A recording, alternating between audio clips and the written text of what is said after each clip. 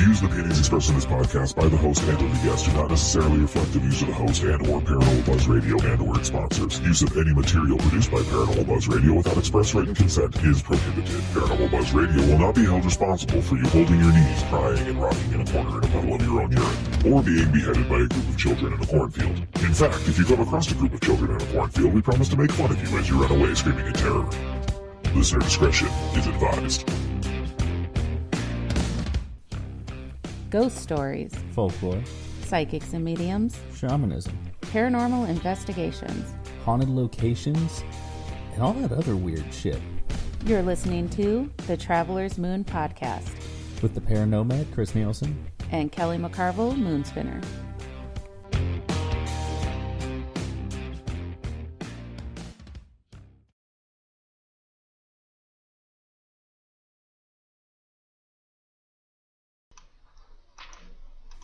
Here are your hosts, Chris and Kelly.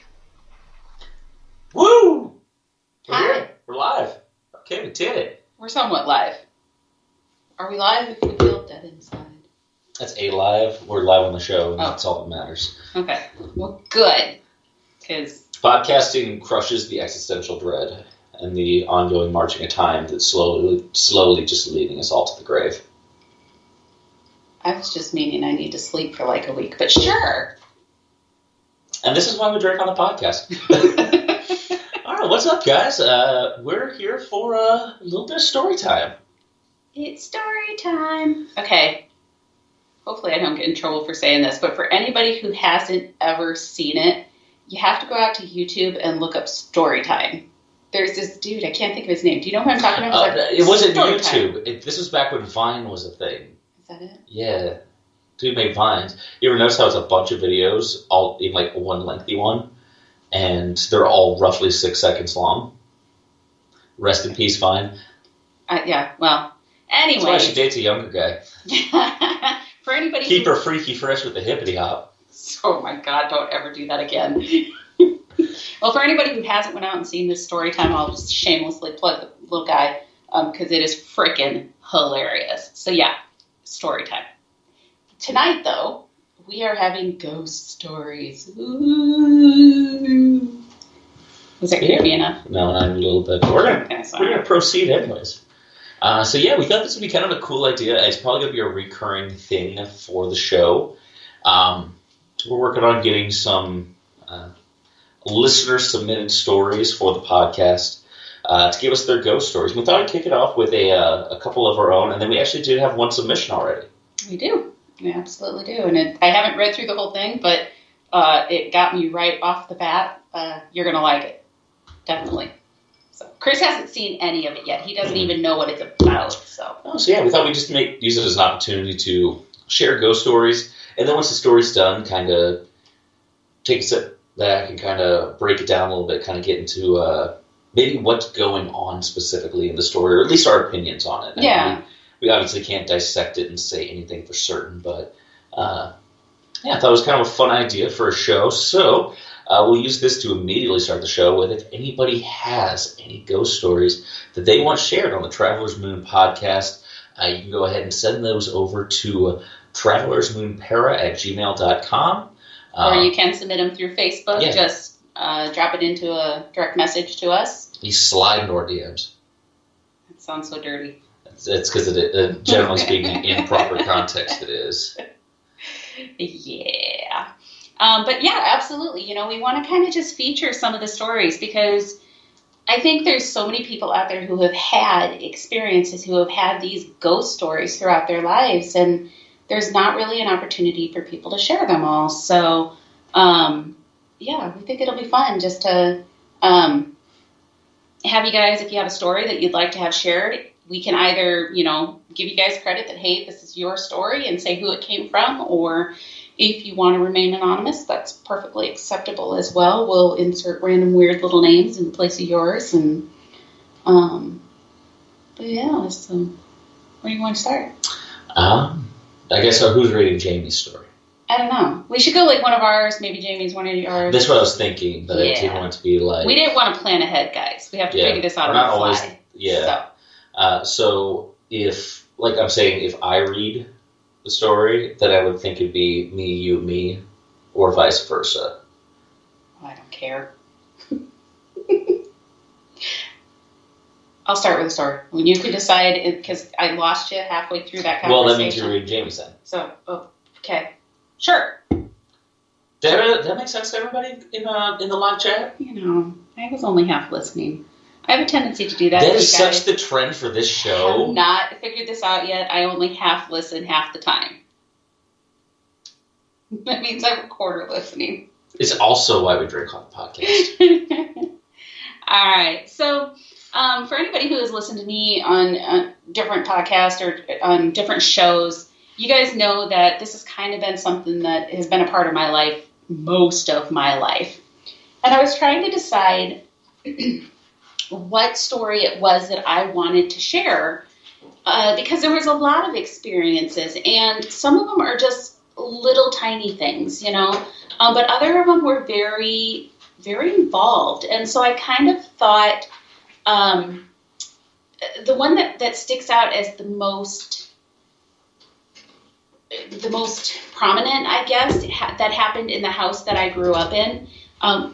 We moved into a house when I was 10 years old that was built in 1937, and it was the very first time that I had my own bedroom, and I was so excited. It was upstairs on the second floor. I was away from my parents. I didn't have to share the room with my sister, and it was awesome, right?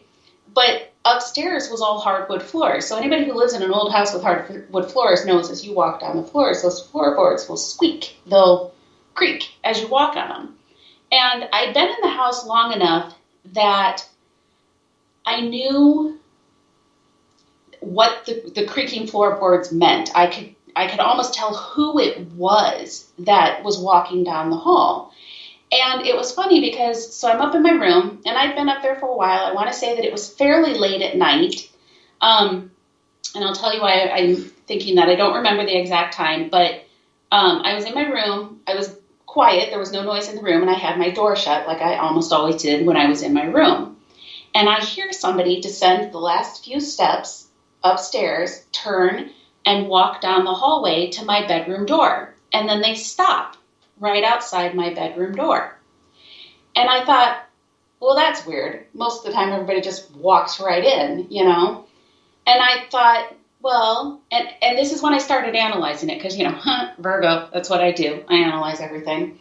I started thinking, well, who is it? Why aren't they just coming in? And I'm like, well, it was not heavy enough to be my mom, and it was too heavy to be my friend, and it was too light to be my boyfriend at that time. And, I was analyzing and ruling people out, and I thought based on the weight, it almost had to have been my dad.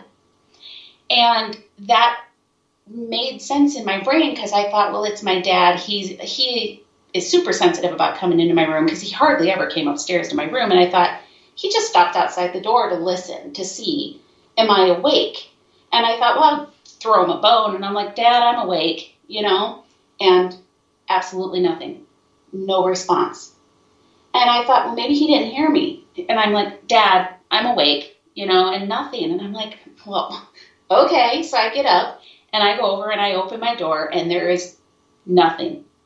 Absolutely nothing. Now, keep in mind, like I said, if somebody walks down that hallway, you can hear it.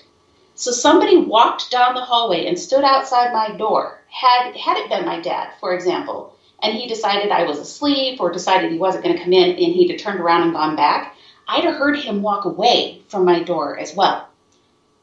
And whoever walked up to my door and stopped did not walk away because I'd have heard it. And there was nobody in the hallway. The lights were off.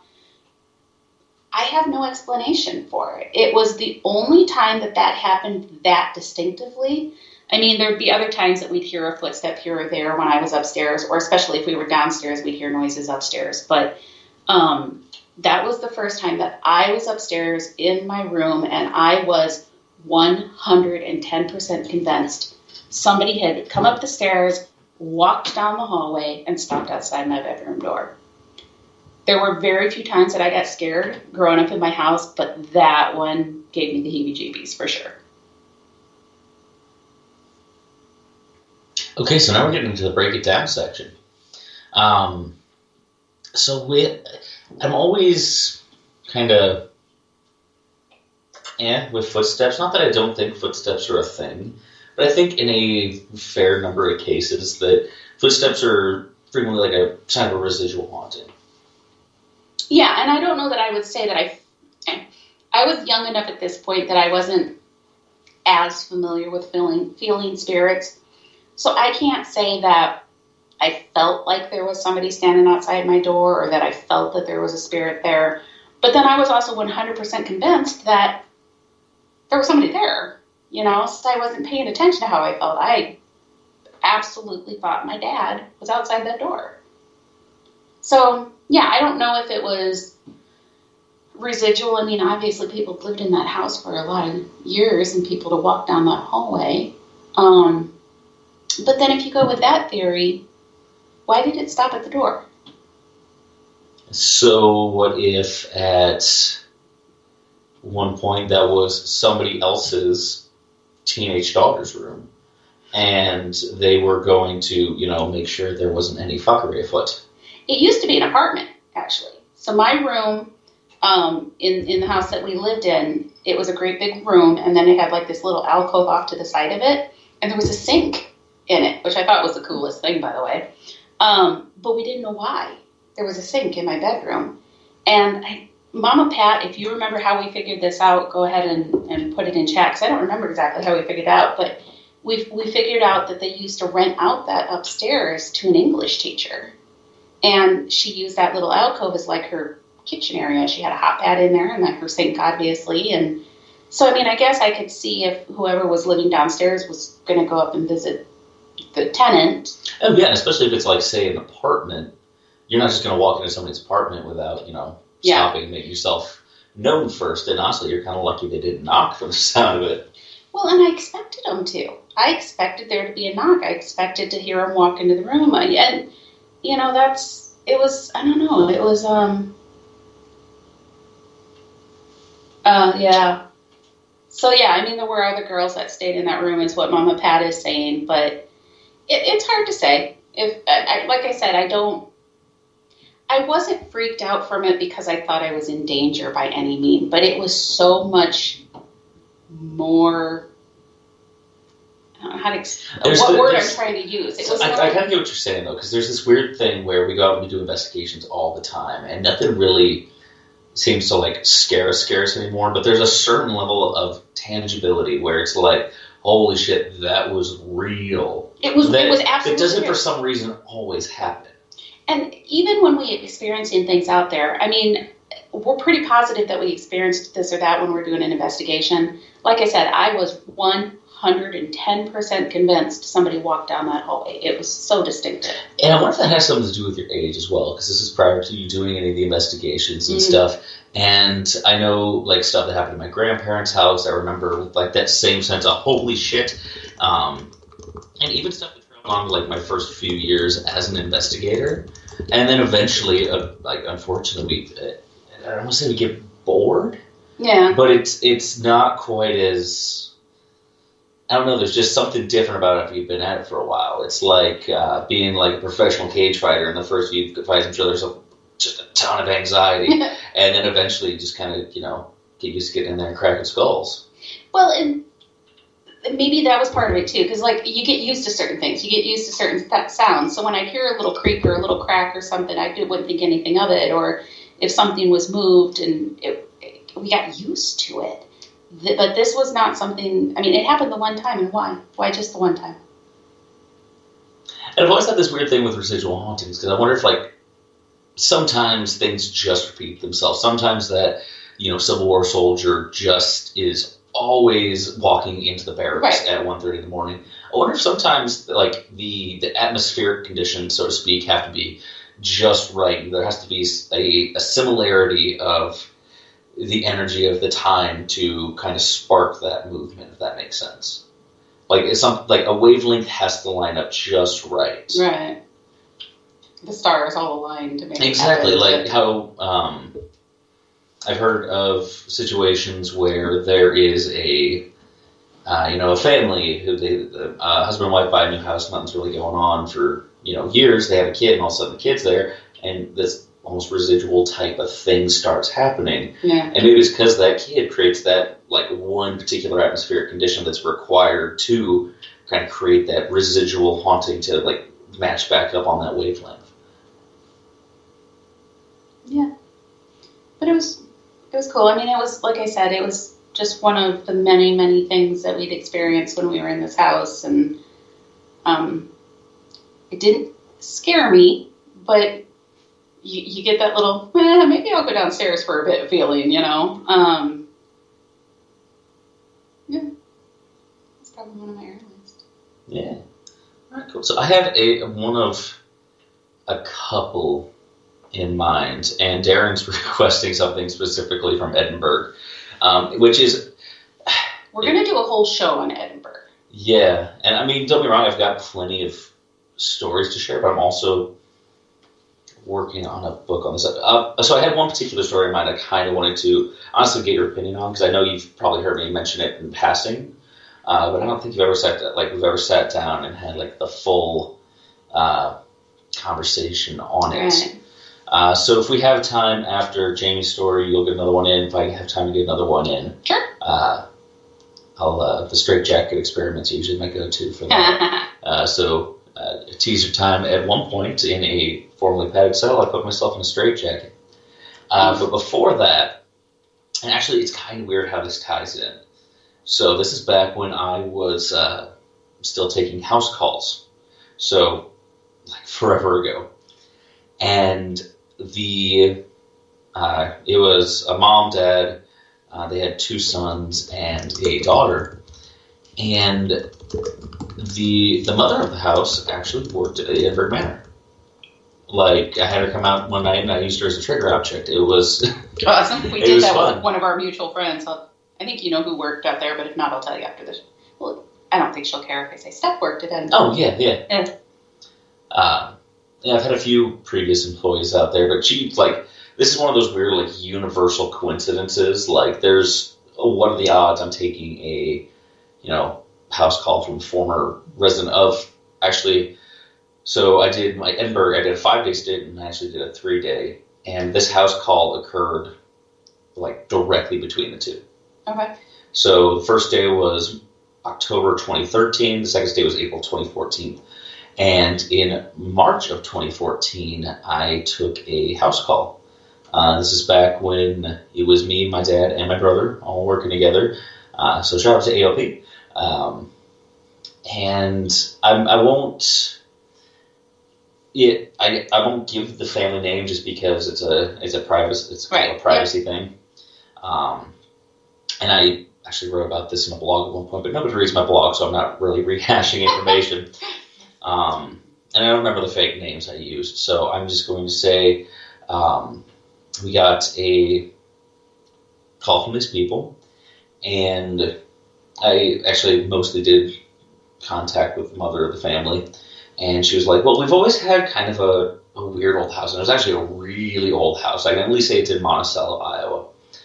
And we've always had kind of a creepy old house. We'd hear, the boot steps in the attic and stuff like that, but it wasn't anything too out there. Until, as these stories often go, they started doing some remodeling on the house. Mm-hmm. And that's when things started getting really amped up, like pots and pans flying off of shelves. The boot steps that were, only, at a particular time in the night, residual haunting, right, started being all over the place. And out of all of these things, the thing that kind of set her off, the thing that made her give us a call, was that her daughter was being seriously affected by this. I think we had like a little sensitive on our hands. So unfortunately, in those situations, they have a tendency to kind of get the brunt of it. And for a few weeks, she saw a man in her room. She would wake up and he'd be standing there in the corner, and obviously kid afraid, she would go back into hiding, and eventually he'd disappear. And it kind of came to be a bit much for her when the whole family was there. So it was mom, dad, and it's been a few years, so I'm probably not getting this totally correct. So it was mom, dad, 2 girls, a boy, and I want to say mom was holding a baby. Okay. And, she, it was, from what I had heard, it was just kind of really messing with her. She's like, my daughter's not acting like my daughter. And it's always, rough when you hear stories like that. So naturally, we went in, we did our best we could to help. So we showed up, and there was a couple of investigations that occurred. And basically, we're going to go to the night it all kind of got resolved. So keeping in mind, this is prior to, woo-woo Chris. This is, strictly technology Chris at the time. I mean, I would occasionally see things, but, it's kind of one of those things I tried to, Right. So, when we first got to this house, it was bizarre. You could tell there was something seriously wrong with this girl. Like, had I seen bruises or something, I would assume she was being abused. The young girl, the one you said sensitive. Yeah. Okay. She wouldn't make eye contact. Every other, their 2 kids, 2 boys were, running around the house having a jolly old time. Holy shit, the ghost hunters are here. And she wouldn't even make eye contact. Like, it was, this kid had been through some shit. And, it was kind of heartbreaking. So we're doing our investigation. We're, first one was just kind of baselines, that sort of thing. The second time around, we're actually communicating. And between those 2, I was able to get some information on the household, on the family, about the actual property itself. And it was owned by a very prominent family in Monticello. The last name was Bennett. And they, and it's one of those things, like I said, it's been a few years, the actual details, but I want to say they had a dairy farm. And that's where a lot of their money came in. And this was a house they built with their own 2 hands. Right. And I ended up getting a hold of a couple pictures, and the man that she started describing looked like this Seymour Bennett guy, the guy that built this house. And sure enough, he lived there with his wife, 2 daughters, and son. And first of all, it's very hard to not start getting really like excited about this when everybody else has to go through this terrible time. So we're trying to communicate, like, hey, Bennett's, the family hasn't had any sort of issues prior. What's up? And at the time we were kind of experimenting with different ITC devices. We just got a spirit box. We just got an Ovilus. And this is why I can't totally discredit something like an Ovilus. As a general rule, I think it's random, and random doesn't actually yield real results. It can, but there's so much less credibility to it. Right. But we were, using the Ovilus that night, and the, kind of consensus that we were getting is that renovations started happening. Right. The Bennetts came back to, make sure they weren't fucking up the house. And they didn't know how to get back over. And this is kind of why I wanted your opinion on it, because I know you don't think crossing over is a thing, in a sense. So eventually we're like, okay, so what can we do to help you? And for some reason, this is the particular part of the conversation that I'm able to remember.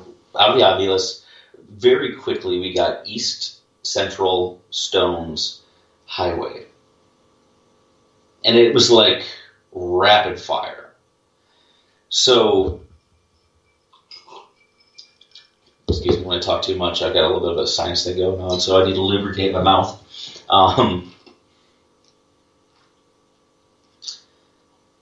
We're trying to put 2 and 2 together here. And the Stones part is what we kind of gravitated towards. Are we talking about like a cemetery, like headstones? Mm-hmm. Yes. And this is all coming through the Ovilus. Yeah. Impressive. And honestly, yeah, that's why I can't totally describe it. I don't use it as something concrete, Right. but that's why I give pretty much any form of ITC a chance. But any tool that you're getting Has potential. relevant answers, Yeah. that's when you pay attention to. And this is where it starts getting weird, because this is where it all starts really clicking. Are you talking about your headstone? Yes. So, it's March. We had one of those lingering winters where there's still like a foot of snow in the beginning of the month. My brother and I actually head out to the cemetery where we know the Bennetts are buried. That cemetery is on the east side of the highway. And we had gotten east and highway. So we get as far into the cemetery as we can before, the snow's too much. And we're tromping around out, and I was wearing like canvas shoes at the time. I got like mild frostbite on my calves from this. But we're wandering around, and we've got Dad on the phone. Jane and I do. We have Dad on the phone, and he's in the house with the family at the time. And we're like, so, we're out at the cemetery. Bennett, if you can hear us, we're having a hard time finding your where you're at. They're pretty centrally located in the cemetery. So they essentially, prior to that, had guided us right to where we were supposed to be heading. Mm-hmm. So we get there, and I don't know what we were trying to do at the time. We were just trying to be, as helpful as we can. And we're like, hey, Bennett, my brother and I were here. We're by your headstones. If you can hear us through this, device we're talking to you from on the, so far away, if you can find a way to find where our voice is coming from, we think we're where you want to be right now. And there was a little bit of prompting going along with this. We were probably up there for a good another 10, 15 minutes. And it's, same thing, like, hey, follow our voice. We're over here. We're pretty sure it's where you want to go. And eventually Dad just goes, I think it worked. I don't know why, but I think they're gone. Which, was kind of a weird thing to say until, we got back to the house, and it was like someone had turned on an extra set of lights in the house. It just felt lighter. And I think the coolest part for me was this little girl who wouldn't make eye contact, wouldn't, arms down to her side, wouldn't really talk. Like, the first thing she did was she ran and gave us a hug. And, after that, they had that, continuing residual stuff, but there wasn't any of that, pots and pans flying or, right. people in the corner of her room. It was, so I think that's honestly the most rewarding experience I've had as a paranormal investigator, at least, doing, the house calls, for the most rewarding thing I've done for the fleshy type. So I'm very curious to hear your take on this, because I know it defies a lot of things that you believe in.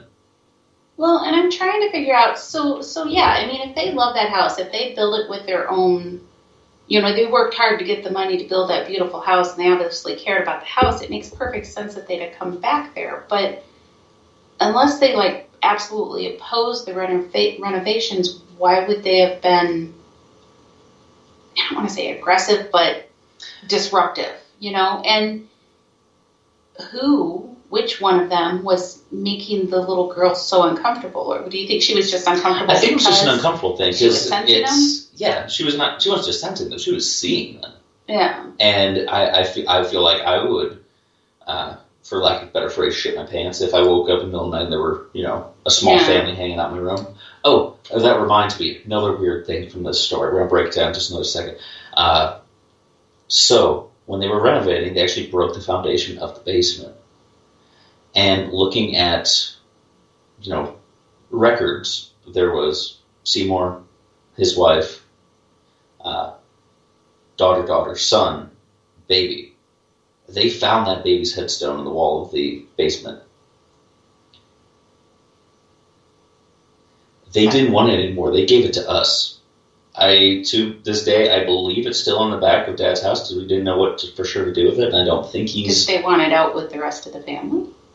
To my knowledge, I don't think Dad's gotten it out there to them yet, but I don't even know who to contact. But if they were trying to tell you where the rest of everybody was, I'd almost wonder if maybe they were trying to say, hey, we want baby with us, you know? Well, then you'd think they'd still be there. Yeah. I don't know. Yeah, kind of a weird thing to go with that story. Anyways, the breakdown. I'm not saying that it can't happen, but I've never heard of spirits, like, going back to a place and then getting, like, lost and not knowing where to go. Because you're a firm believer in, first of all, the not, necessarily crossing over. You also don't believe they get stuck as frequently as people claim.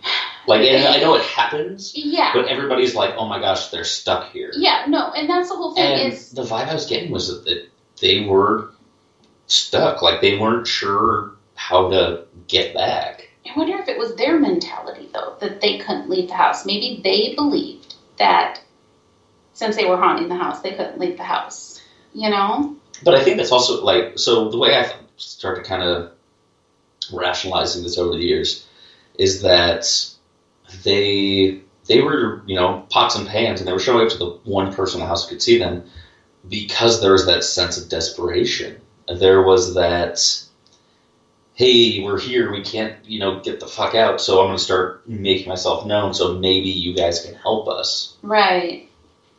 Yeah, and that's absolutely true. If a spirit figures out that somebody that's around can sense them, however it is, whether it's see them, hear them, feel them, whatever, they absolutely are drawn to that person. So if that little girl moved in there and she had abilities, they're going to flock to her. Maybe they were there the whole time, and they just finally decided, ooh, she can see us, she can pay attention, we're gonna cause a stink, But I mean, it's good that it feels like they left the house.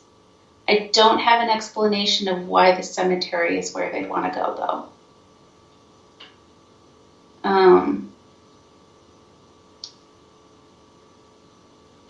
Well, I guess that's a good... So, Mama Pat in chat just said, did they realize they were dead? You think they crossed the first time. Yeah, and to have that many of them not realize they were dead, unless they'd all died, like, tragically in a car accident together. Not to my knowledge, actually, and I don't know why they were projecting themselves as kids. Maybe it's because she was a kid. I want to say all of their children lived to be of a reasonable age before they died. Yeah. I know that I have had spirits tell me before that when someone's trying to connect with someone, especially if they've just passed away, that it's hard to get connected to them because they don't know how to do things yet. So I don't know how long they'd all been gone, but if they haven't been dead that long, maybe they did get to the house and then just couldn't figure out how to get back to where they wanted. We're talking like 1870 something. Yeah. Well, see, that one, you'd have thought they'd have figured it out by then, but time is not the same for them as it is for us. But, and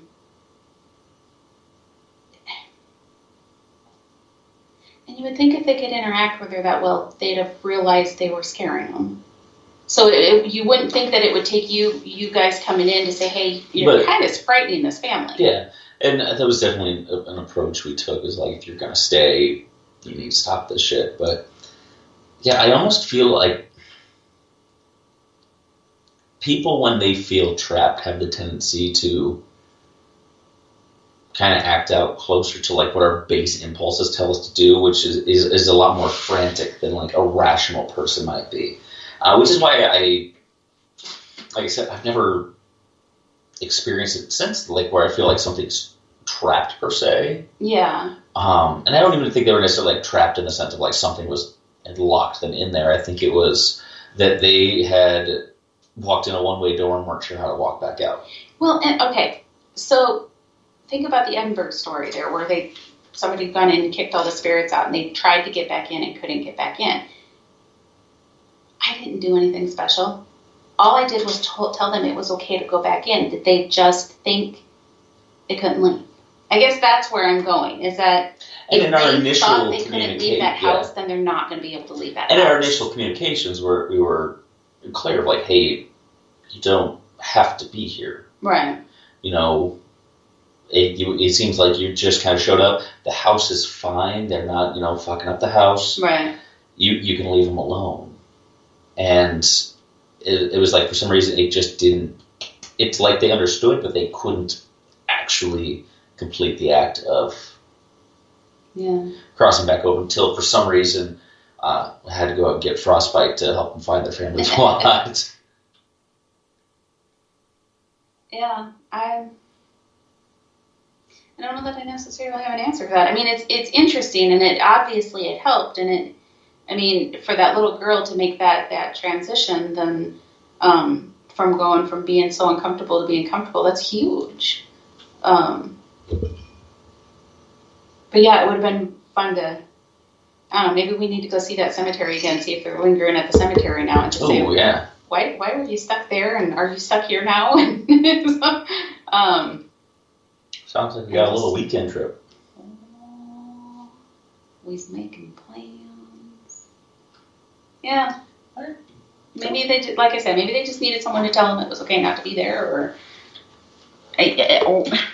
or even like the spirits in my house when they were scaring me, I'd tell them, "You're scaring me, please stop," and they would, and maybe that's what happened. So, cool story. Right? I thought it was. All right, cool. So we also have a viewer submitted story. Yeah, absolutely. So, we have got so many friends who are in the paranormal world and had the wonderful opportunity to meet a lot of people who do this and have experienced things. And, so this first story that was submitted to us actually came from Jamie Chad. For anybody who doesn't know her, she does ghost tours out of the Omaha area. She is the organizer of HauntACon, and just pretty much an all-around cool person.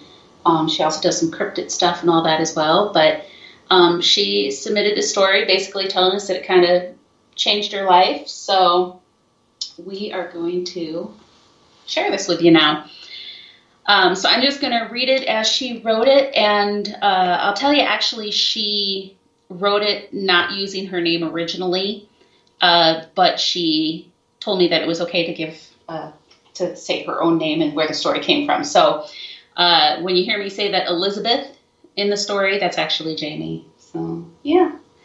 All right, so this is the sanatorium.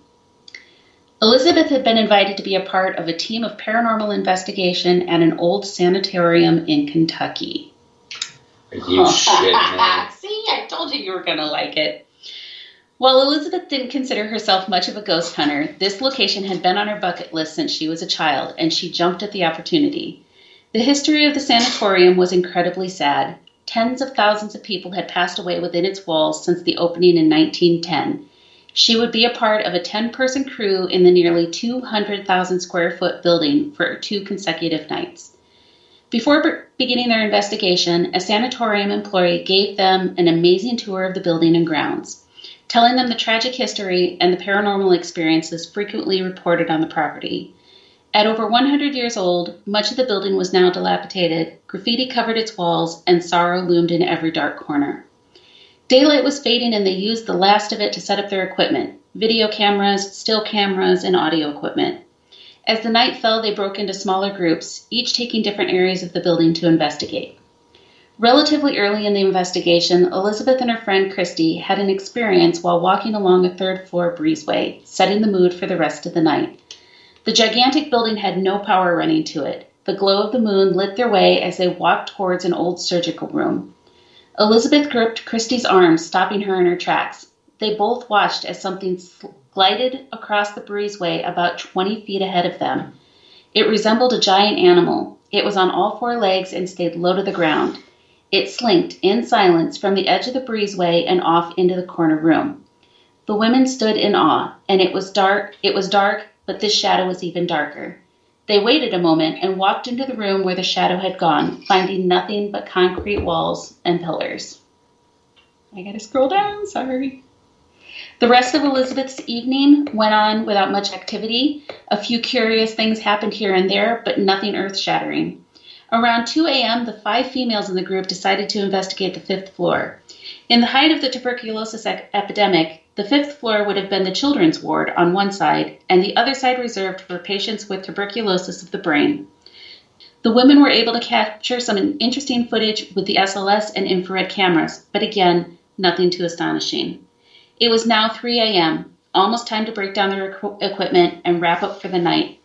Elizabeth was never a big fan of equipment. She preferred to arm herself with nothing more than her phone, a small flashlight, and the best piece of equipment anyone can have, her own senses. The other women had brought all types of fancy cameras and lights, and Elizabeth found herself helping to carry some of it as they prepared to leave the children's ward. As the group of women left the 5th floor, Elizabeth remembered that the tour guide had asked if someone would please lock that door when they were finished. She told the other women to go on ahead, and they started down the stairs. Elizabeth set the equipment on the ground on the top stair and barricaded the heavy door with a 2x4 board. She was exhausted after her 10-hour drive to Kentucky, followed up by an 8-hour investigation. She had easily walked 4 miles through the halls of the sanatorium and was honestly just ready for bed. She picked up the items and descended the staircase. A large hole in the concrete wall ahead held remnants of a broken window and allowed in just a hint of ambient moonlight. With full hand, she had put her little flashlight in her mouth to help illuminate the path. As she got halfway down the flight of stairs, she noticed a female walking below her on the 4th floor landing. She paused, sure that her group had gotten at least the next flight of stairs while she was busy barricading the door. The female was walking towards the hallway with her back towards Elizabeth. The girl was wearing some sort of nightgown with raggedy brown hair down to her shoulders and no shoes on. Elizabeth couldn't quite believe what she was seeing. This female was not part of her group. She wasn't scared. She was confused. Had someone broken into the building? And why was this girl dressed in such a bizarre fashion? A piece of equipment Elizabeth was holding banged into the handrail. The loud noise made the girl in the nightgown turn around. As she did, Elizabeth saw she was a young, probably in her late teens, and very pale. As soon as a mysterious girl saw Elizabeth standing on the stairs, she startled, and a look of fear came over her face. This set off a reaction from Elizabeth. Why was the girl scared to see her? And with that, the flashlight fell out of her mouth. She immediately bent over to pick it up, and as she stood up and looked at the landing, the girl had vanished. Elizabeth screamed to her companions, "Who was that?" The group who had made it to the 3rd floor landing came rushing back up. "Who?" Christy hollered. "Who is on the 4th floor?" Elizabeth said was frantic. "No one, Elizabeth. We're all here," Christy replied. Elizabeth ran to the door, and the girl had been walking towards, looked around the corners, but Christy was right. No one was there. The group of women searched all the nearby rooms and corridors, giving up after 15 minutes. Elizabeth told her acquaintances what she had seen. "It's crazy. That girl was scared to see me, like I was the ghost." This encounter turned Elizabeth's thoughts upside down on the paranormal and completely changed her way of thinking. What if the girl in the nightgown was part of a residual haunting? What if that girl was walking through the halls of the sanatorium, seeing it as it appeared in the 1930s? What if she saw the building in like-new condition, painted and very much alive? What if time tore a hole and suddenly 1930 collided with 2018? What if she found herself face-to-face with a woman standing on the stairs in blue jeans, a t-shirt, a messy bun, holding all sorts of unusual equipment, and thought she was seeing a ghost? So yeah, this kind of sets the tone because I'm very excited to be seeing it for the first time ever. I'll get to investigate Waverly Hills Sanatorium this year. First of all, the crawlers. I'm not looking forward to that because if anybody's listening for the first time, Kelly and I both kind of have our thing, and my thing is seeing stuff. And to my mind, there's not a whole lot more terrifying than human figures that are crawling. I don't know what it is. Yeah, they're kind of horror terrifying. movies, like if you want to crank it up to the next level, I think that's why The Grudge terrifies me so much because they're always contorted in non-human-y positions. And not the sound. No, not so much. Oh yeah, see. No, it makes me think of it, and that's what's scary. But the sound itself to me isn't scary. Yeah, it weirds me out. It's the fact that he contorted in the cabinet and shit. Anyways, not looking forward to that. And this is kind of it almost feels like a hard story to break down, just because there are tons upon tons upon tons upon tons upon tons of stories come out of that place. Well, and for anybody, did you say where it is? For anybody who doesn't know where we're talking about. Oh my gosh, yeah. You would think if you're listening to this podcast and you don't know what the Waverly Hills Sanatorium is, see yourself out and shut your foot in a car door or something. Or look it up and do a little research because it's a phenomenally interesting place. But it's been on the top of my paranormal bucket list for years. And I think the thing that I found interesting about that is that does happen a lot where, and we've even heard it through the communication devices where it's like, there's someone there and they're like, they can see us, And I think it's happened to me too, though. It's like, it happened to Farrar. To me, I saw a little girl on the, technically third floor, looking down the second, where I saw her, I was like, oh shit. She was like, oh shit. And we both kind of ran. I always say it reminds me of that M&M commercial. He is real. They are real. But yeah, and I feel like that's the takeaway from it too, is that they can, like, it's not always I feel like most of the time they're choosing to present themselves to us, but I think sometimes it's kind of an accident. Well, and this one was obviously completely interactive because when she said when she bumped something on the railing, the ghost turned around and looked at her. So, completely intelligent haunting, absolutely was there and interacting with her. So, I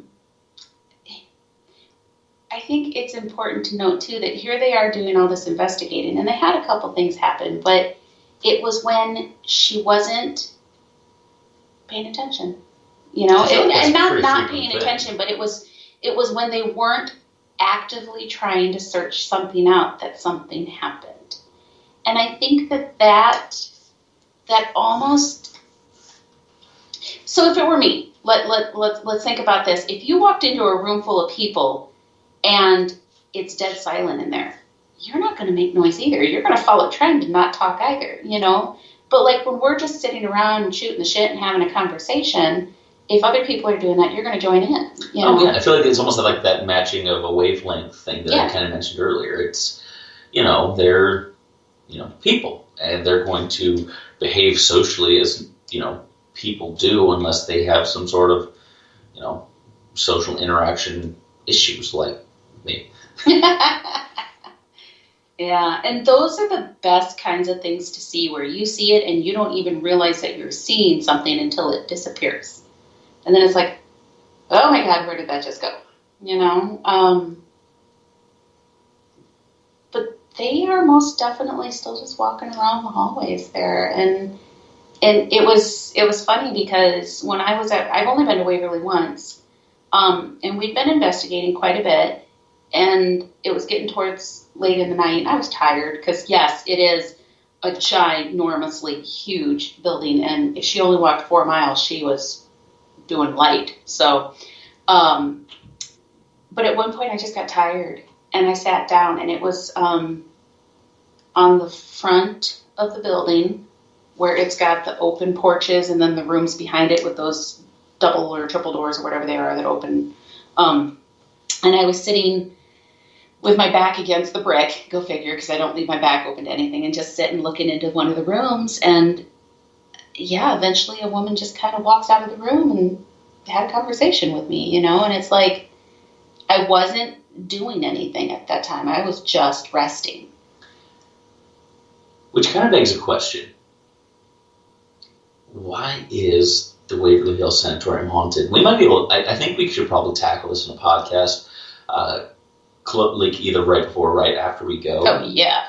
But it's always, I've found it kind of interesting, like places like hospitals, funeral homes, prisons. It's a place of high emotion. There's a lot of potential for like a residual haunting. And as far as intelligence goes, it almost confuses me because I, as a living person, don't like going into a hospital.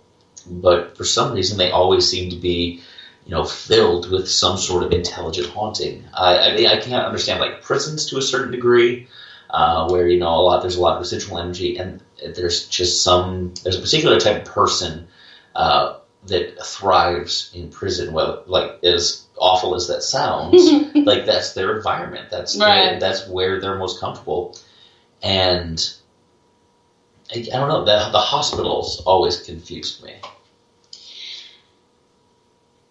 And I think for some of them, it's just they spent a portion of their life there. You know, the woman that I was talking to, I mean, she was telling me how she was brought there and she spent quite a bit of time there. I mean, like longer than she said a lot of people do. That a lot of people would.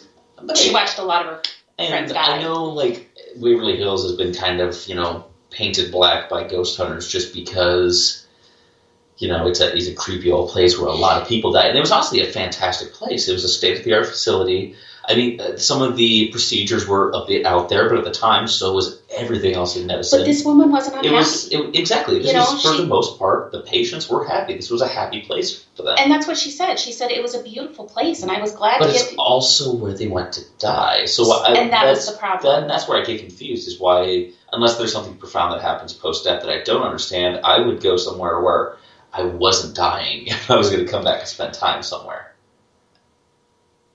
But maybe that's where she saw her, I mean, and I know that sounds horrible, but maybe that's where she saw her family the most, or maybe that's where she got the most care. She was telling me that people took really good care of her there, and they really tried to help her, and that, she said she spent years, which seems, I don't know how long it normally takes, but that seems like a really long time, and she would tell me she'd watch people come in, progress to get sick. As a patient, or she as a patient? No, she was a patient. She was patient.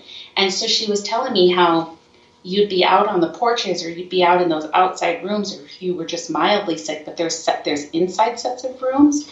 And she said when you got moved to one of the inside rooms, they knew that you were close to death because they were going to leave the better rooms, the rooms that you get the more air, the rooms that, because they believed that the air would help them, they'd leave the patients who had a better possibility of possibly getting better out there. And if they moved you to those inner rooms, they basically... And she says, that's true. She says it sounds horrible, but basically they'd given up on you. They were just going to make you comfortable at that point, And she did. She says, I died, but they made me comfortable up until the very end. So she was not unhappy. The hardest part, she said, of her stay being there was, like I said, watching her friends come and go. Because you got to be friends with people who were there. I mean, who else did you have to talk to? But she was not unhappy. I mean, it was weird. I guess I didn't ask her why she was there, and I probably should have. I'm noticing in chat, we got a few good potential explanations. It's not only emotional energy, but those who died weren't ready to go, or and that was Mom and Pat, Shay, or it's all they knew and they didn't know where they could go somewhere else. And I feel like I can agree with that, but there's always the part of me that keeps asking questions. So and what if they're there because people come in there and talk to them? Yeah. I mean... But I feel like, and this is, of course, not from my personal experience because I haven't been there, but I've been hearing a lot of people saying, the spirits of Waverly are getting burnt out. And there's places that can. And I don't think it's that they don't like the company sometimes. But it's the same questions every night. Yeah. I mean, if somebody came in and asked me every single night, say your name, well, I'd get tired of it too. And I'd probably start making shit up. But, and they're not always respectful.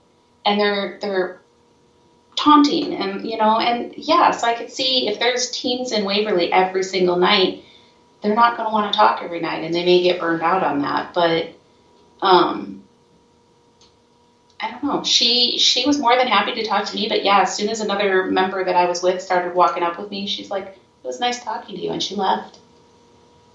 And it was just it was just a normal conversation, and I got the feeling from her that meant so much more to her than being able to say, "I'm here. My name is Mary." So, I'm sure at that point she had gotten into our system. Yeah. If you want that, eventually you're going to go out and find that, and eventually it's going to happen, 50,000 more times, and you don't want to do it anymore. But that one I think was fun because she sought me out. Yeah. I was just sitting, and granted, I was listening. I mean, come on, I was a Waverly. I was paying attention to what was going on around me, but I wasn't asking anybody to come talk to me. I was just sitting because I'm old and fat, and I needed to sit for a minute. So. I kind of Mom and Pat's comment there. I just think the emotions tied up knowing you'll die soon no matter how well treated you are. And I think if there's one thing I lend towards, like why a place like that would be haunted, I think it's that because there is obviously a trauma that comes with death, and that's a emotional state that we can't comprehend until we get there. So I think if there's any reason, it would be that why someone would choose to stick around the place they died. And who's to say? Maybe this particular lady had a horrible home, and she doesn't want to be there. Oh yeah, because everything's circumstantial. I mean, it's just the same as people. There's some people who maybe she came out and maybe she lived in a dirty house with an abusive husband. It's the equivalent of some people happen to thrive in a prison environment. Yeah. Some people are. It just happened to be the best time of their life. Or it's where they left their biggest energy imprint, so that's where their energy is naturally more drawn to. So, I don't know, these are all really good questions. And not really questions, just kind of comments in the comments section. So we're going to throw out a plug here. If you're listening to the Traveler's Moon podcast after the fact and you missed the live show, you can check us out every other Wednesday. Join the live show with the chat. It's a good time. Yeah. And definitely, guys, And Darren says, remember to like and share. Do that. Please. Yes, please. And again, just a huge shout out to Jamie Chad for submitting that story. That was one of hers. She's Midwest Paranormal History Tours is the name of her company. She has got multiple different tours that she does out there. If you're ever in the Omaha area, you need to. Yeah, reach out to her. Even if she doesn't have something that she's promoting to be set up, don't hesitate to reach out to her and say, hey, I'm going to be in the area. Do you have something? Because if she doesn't, she may just set one up. But she is phenomenal. She is great on her history. She loves to share the stories of things. And I have a lot of respect for her. So, yeah, Midwest Paranormal History Tours. Thank you, Jamie, for submitting that story. We appreciate it. And if you want your story told, be sure to, like we mentioned before, shoot us a story. We want to hear it. We want to share it. And if you don't want us to share it, you can be anonymous. We just need content, damn it. So, slide into our DMs or shoot us an email at travelersmoonpara@gmail.com, and you can get your story on the air. Absolutely. All right. Well, crazy enough, we are through an hour already, so I don't so prior to this, we were having conversations, and it was like, hey, we need to come up with at least a few stories. I'm like, I don't think we do. I think it's like one each, and Jamie's will be good. She's like, no, we need backups because it's not going to take that long. Backups. It could have gone faster than that. It could have. You don't know. So it's always good to have backups, but so we went through the hour pretty quick, but crushed it. Awesome. So, we will be back in 2 weeks, at which time our guest will be... I forgot. No, it's Keith Weldon. Yes, our guest will be Mr. Keith Weldon. Super excited about this one. Yeah. You guys, again, if you followed either one of us, you guys have heard us talk about him probably and drop his name of that. If you haven't, and I'm pretty sure everybody in chat right now is familiar with his work on some of the coolest things that have ever occurred to a phone, aside from the actual invention of the phone. And that is things like Necrophonic and Spiritus and Dead Wave and Sweetbox. And there's another one I feel like I'm forgetting. I'm dying to pick this guy's brain. What's the newest one? That's the one I think we're forgetting. Yep. And we're going to find it. I have no memory. But yeah, so... Signal. It's Signal. So he is the inventor of all these ITC devices. They are not they're not devices. They're applications. They're applications. They don't go through radio stations. They're things that he has developed himself. And Signal goes through internet radio stations. Yeah, but it's the coolest thing. I cannot wait to have him on and just kind of tell us how he came about this. I'm excited. Sweetbox. I'm excited. So... join us in a couple weeks. I think the date is, what would it be, the 27th? Okay, hang on. We spitballed last time. We were absolutely 27th. 27th. So 27th. Join. Mr. Keith Weldon will be joining us. So cool. All right. So, sign off time? Sign off time. All right, cool. Thank you, everybody, for tuning in tonight to the Traveler's Moon podcast. As always, we are your hosts, the Paranomad, Chris Nielsen. And Kelly McCarville Moonspinner. Be sure to follow us on our social media, Traveler's Moon. We're on Facebook, Twitter, Instagram. We're on that Faceagram. Yeah. If you just put in Traveler's Moon, you'll find us. It's either a picture of our mugs or our little logo. And if you haven't already, be sure to like and subscribe. If you're listening to the podcast after the fact, be sure to tune into the live shows. We already told you when the next one's going to be. It's going to be on the 27th of January, but every other Wednesday. And if you don't know when you're listening to it, when you are with the shows, that's why we told you to go to our social media. So, All right. I think that's a sign off. We good? I think we're good. Good night, all you sexy beaches. I love you. Thanks, guys. Have a good night.